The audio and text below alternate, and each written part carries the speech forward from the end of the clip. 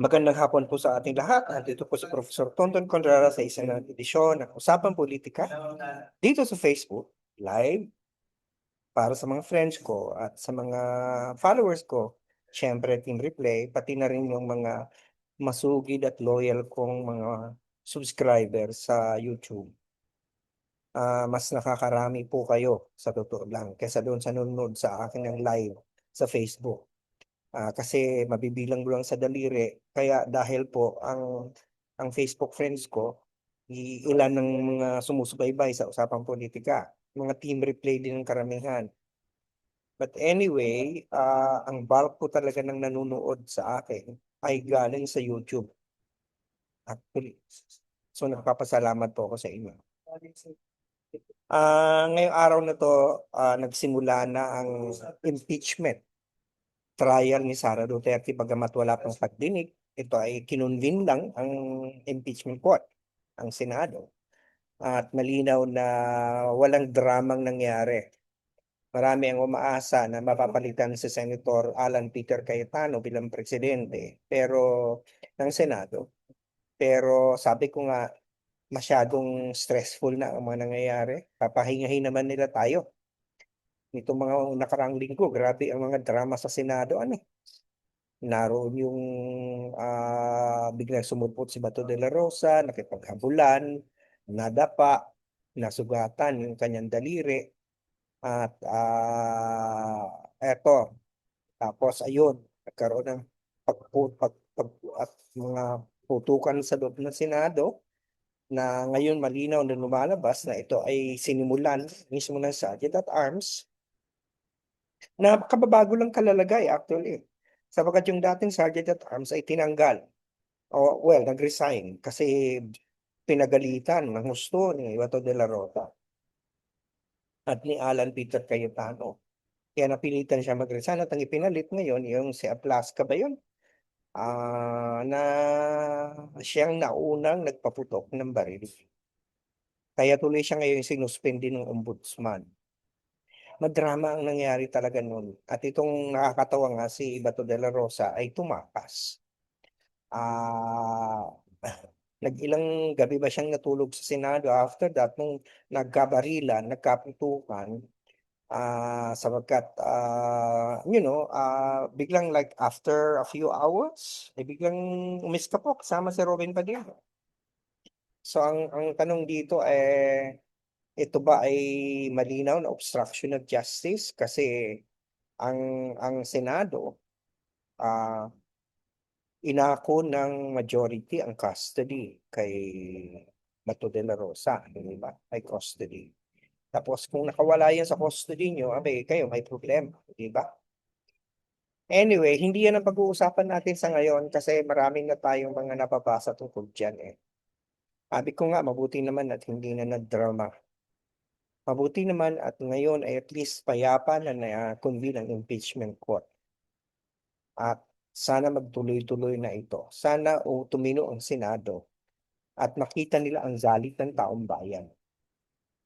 Makita nila na binabantayan sila ng publiko na hindi lamang ang si Sara Duterte ang on trial dito. Pati ang Senado ay on trial dito. Binabantayan sila ng bayan. Naiba na yung landscape ngayon eh. Kasi nung una, mayabang yung mga pro-Duterte, di ba? Mayabang sila, kayang-kaya na ng Senado yan, para tingin sa Senado, meron naman boto. Pero sa ngayon, nakikita na natin na mukhang, grabe na yung mismong fact na hindi na solido ang suporta kay Sara Duterte na kapag mag-match up si Lenny at si Raffy Tulfo at si Sara at si Amy, talo ka sila ni Lenny at ni Raffy. So, yun yung mga at tapos makikita mo yung mapa na nakita mo talagang NCR, Balance of Luzon, kalahati ng Visayas, 'di ba? Very rich ang corridor na ito, 'di ba? Walang nananalong presidente nang hindi nanalo sa Luzon. So, yun yung dapat mag-alala si Sara kasi unti-unti lumiliit ang base niya. At nakukonfine na lang si Mindanao, wala siyang national race. At At ito pa ha, yung mismong Senado nung magkaroon ng coup ay biglang bumagsak ang rating ayon sa Tangyere. 27% pa lang yata o 29% ang trust and approval rating nila kumpara mo sa House na 61, 52%. So malinaw na ito ay tanda na mukhang ano, nag-aalala na rin sila, binabantayan sila, di ba? Siran-sira na ang papel ng Senado ngayon. Nakakahiya ang mga nangyayari dyan, di ba? So, nagbabago eh. Ako ang hindi magtataka eh. Kasi si Alan Peter Cayetano, well known ito na wala yung loyalty kundi sa sarili niya. Inaaway niya yan lahat. So I wouldn't be surprised pag ilalagay niya si Sara Duterte. Pag nakita na ni Alan Peter Cayetano na liability na si Sara Duterte, at pag nakita niya na kailangan niya na magpabango sa bayan, he can very well do that. He can very well become objective. He can very well become fair. He can very well assure and influence people from his own ranks in the majority to vote to impeach. Di ba? Pwede yun. Hindi natin alam mo ng kasiguraduhan. Kaya kung ako kay Sara Duterte, hindi ako magiging kampante. Ano ba sabi ni Antonio Trillanes? Yung sinabi ni Lauren Legarda that I'm not going to trust that man with my life. Yung parang, you know, and so no, there is a push now for Alan Peter to do something drastic and radical to radically change the way he is being perceived. Because it's so negative. Hinihila niya pa ba ang Senado? So kaya nga, I wouldn't be surprised. I wouldn't be surprised if he might just surprise us. Pero ako hindi ako magugulat na eh. Na baka bumaliktad yan. Di ba?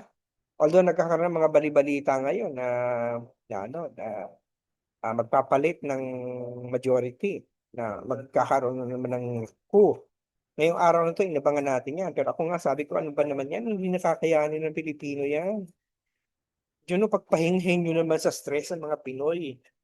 Nasistress na nga sa init ng panahon, nasistress sa mahal ng gasolina, pati pa naman yung politika nakaka-stress.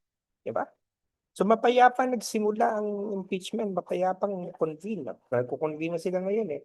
Kanina nakita ko na may 3 o 4 na senador na sa minorya naka-robe na ng kanilang robe para sa impeachment as judges, senator judges. So, pero hindi pa naman magsisimula ang hearing ngayon kasi bibigyan pa ng 10 araw si Sara Duterte na makita, ang balita ko, nabasa ko kanina, meron na daw kautusan ang pinapapunta na nila si Sara Duterte para siguro basahan ng sakdat.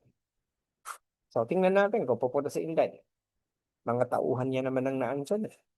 Tingnan natin kung yung pag-boycott niya sa House ay hindi niya nagawin. Kasi ang sinasabi niya, I'm going to go to the Senate, the proper venue. This is the proper venue.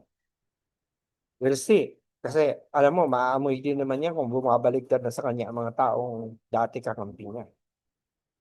Kasi the Duterte brand is appearing to be constricted now. Mukhang pababa ang Duterte brand. So, I don't know kung susugal dyan ng mga politiko. Dati-rate gusto nilang kumapit kay Sara. Kasi akala nila sure win na yan sa 2028. Yung malabas, vulnerable siya. Pababa ang kanyang numbers. Pataas ang dissatisfaction niya, baba ang number niya. And so, I think that was the reason why ang gusto ng mga kaalyado niya, pigilan yung impeachment trial. Dahil para hindi lumabas ang ebidensya. Pero mukhang hindi na nila mapipigilan sapagkat ang patay naman sila sa taong bayan. The sentiment among Filipinos now is very strong that the trial must proceed and evidence must be discussed. And to provide Sara Duterte the opportunity to rebut. I think that's the common wish of people. To trifle with that, to ignore that. Kung tatayo si Marcoleta o si Amy Marcos sabing dismiss ang kaso, abay hindi pwede. Magkakagulo yan. Maniwala ko. I think these people should not play with the people's feelings right now. There is this boiling dissatisfaction lalo na sa Senado. Kasi alam mo, hindi nakatulong kay Sara Duterte ang ginawa ng Senado Act. Yung mga drama nila, yung pag-amin nga ni Bato de la Rosa na talagang kaya lang naman siya pumunta ay dahil pinatawag siya ni Alan Peter para madulaging 3 boto at dahil magsisimula ng impeachment. Sa totoo lang, inilaglag ni Bato de la Rosa si Alan Peter Cayetano sa interview niya kay Jessica Soho. Parang siyang inamin na itong si Alan Peter, parang pinalabas na napakasinungaling, di ba? Sabi niya, hindi daw niya alam, hindi sila nag-uusap ni Bato. Ay, tapos ngayon lumalabas si Bato umamin, siya uusap siya ni Alan Peter. At talagang tinuruan pa siyang paano pumasok, pinasundo pa siya ng sasakyan, at inamin naman ni sa Alan Peter na sasakyan niya ang ginamit ni Bato. So, this is something that's really becoming, you know, destructive to the image of the pro-Duterte supporters. And so, ang ginawa nila, tumataas ang inis ng tao. So, parang sa tingin ko ngayon, kahit kunyari, sige, 8 pa rin ang bumoto against. O kunyari, 9 ang bumoto against impeachment. Maring ma-acquit si Sara Duterte, but it's going to damage her. Lalabasan lang. It is something that will not be taken as legitimate by people. It will always be under the cloud of suspicion. She might be acquitted, but she's going to be damned.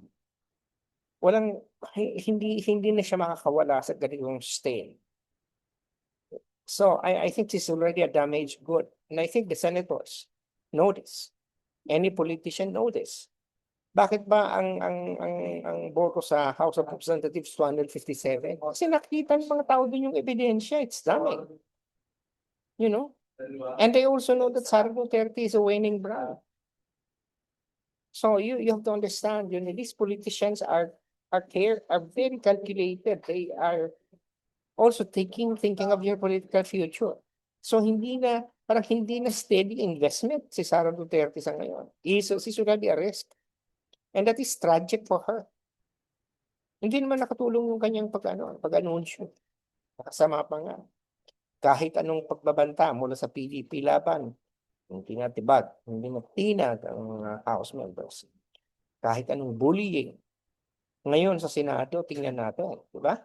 Itong ginawang ito nila Alan Peter, itong nangyari kay Beto de la Rosa, nasira dito ang pangalan ng Senado. At of course, dahil sa majority sila Alan at mga pro-Duterte supporters ang identify. Dami nga sira dito. Si Loren Legarda, sirang-sira ang pangalan. Right? So, it is already a given that unti-unti nang nawawala ang teflon kay Sara Duterte. So kung ako senador, ilalagay ko ba kung tatayo ko ba ang political future ko dyan? Di ba? So inuulit ko, I will not be surprised if Alan Peter Cayetano, just to recover whatever he lost, yung mag-damage control, hindi ako magtataka kung ilalaglag niya sa Sara. Hindi ako magtataka. Kasi ano naman ang magiging pakinabang niya kung ang taong kanyang gustong ipagtanggol, i-damage na. Kahit i-acquit nila. Kung maglabasan, alam mo mga Pilipino, hindi na, ang problema kasi sa mga tao, ito ginagawa nilang tanga, ng mga Pilipino. Parang katulad din yan doon sa mga abogado ni Sara Duterte, si Torion, si Bondo, diba? Mga abogado ni Bato de la Rosa, pag nakikinig ako sa mga sinasabi nito, sinasabi ko, lawyer ba itong mga to? Di ba, hindi ako abogado. Pero inaaral ko lahat yung mga yan. Parang sabi ko, kunyari, pinagpipilitan nila na ang ICC daw may rule na dapat ipinipresent yung na-arrest ng arrest warrant ng ICC sa local court. Diba? Pinapadaan sa local court. But they have to read Article 59 of the Rome Statute. And it applies only to state parties. State parties, ito yung mga miyembro ng ICC. Ano ba ginawa ni Digong Duterte noong 2019, noong Marso? Hindi ba umalis tayo sa ICC? So hindi na tayo state party, so hindi na nag-apply ang Article 59. Mr. Bondok, Mr. Torion, hindi na po nag-apply ang Article 59. So hindi niya pwedeng sabihin na kailangan i-present siya sa korte. Wala na po yung ganon. Ang controlling legislation pa ngayon ay hindi nga ang Rome Statute, kundi ang 9851. RA 9851, which preceded our membership in the ICC. So yun ang nagkukontrol at nakalagay doon kapag ang isang Pilipino na akusado ng crime against humanity ay nililitis na o naimbestigan na sa isang international tribunal, international court, which the International Criminal Court is one, ang executive branch pwedeng isurrender. Anong sinasabi ninyo isusurrender? Wala naman nakalagay doon ng kaidaan padaanin sa korte, dati sa RA 9851. Di ba? So, yung sinasabing due process, dumaan na dyan si Bato sa due process na yan. In fact, kahit pa man siya ihulihin, kanina natawa ko kay Israeli Torion eh. Kasi sabi naman yung nag-interview si Rafi Pina, hindi ba yung due process ibibigay din niya kay Duterte ay kay Bato kung naandun na siya sa The Hague? Kasi dadaan nga siya sa hearing. Sabi ni Torion ay ikukulong muna eh. Ano bang ginawa niyo kay Laila de Lima? Hindi ba? Hindi pa nga na-convicted yung tao, kinulong na. Hindi ba? Ganun din naman yun. Baka nalilimutan ni Torion yun. Well, yun nga yung point. Anyway, pag-uusapan pa natin itong kaso na ito ni Bato sa Wednesday. Pero sa ngayon, ang sinasabi ko lang, maraming mga tayong mga narinig ng mga ingay na yun, kung minsan iisipin mo, nag-iisip pa mga tao, mga abogado, pero meron ba silang pinagka-abogaduhan? Pero apart from saying trabaho nila yan, binayaran sila dyan. Or ang iba naman, hindi naman lawyer for hire. Talagang naniniwala sila deep inside them. Sila talaga ay dahil Duterte supporter. So therefore, karapatan nila yun. Pero ako naman karapatan ko na sila huwag pakinggan, kontrahin. Anyway, so eto, magsisimula ng iba naman tong kay Bato sa ICC yan. Pero itong kay Sara Duterte dito sa impeachment trial niya, ayan, gugulong na yan. Sana naman makita na natin ang linaw niyan. Ah, parang ano, di ba? Parang kaninang umaga iniisip ko, magkakaroon naman kayo ng drama na naman yun sa Senado. Kapag hindi pa tapos ang araw, di natin alam. Baka naman nag-convene lang. Kung mamayang gabi, may mangyari na naman. We don't know. We will see. But for now, I'm happy that nag-convene na yung impeachment court para klaro na kung saan tayo patutungo. At kung hindi pa tapos ang araw, di natin alam kung maagang nagpapasalamat ako na walang nangyaring untoward sa Senado. Kasi parang pagpahingahin naman tayo at talagang dami ng drama. Di ba? O sige, kita-kita na kasi Miyerkules. Sana kapag turok niyong kaisipan, napos ko yung mga pusong napabawang pinag-sumuhay, lalo sa usapang politikal. So, sabi sa kanyang Lasal, teach mind, touch heart, and transform life. At sana nakapagsilbi ako sa bayan dahil sabi sa kanyang UP Subject. Di po, ngayon po ay hapon na. Pero magandang umaga, magandang tanghali, magandang hapon, magandang gabi.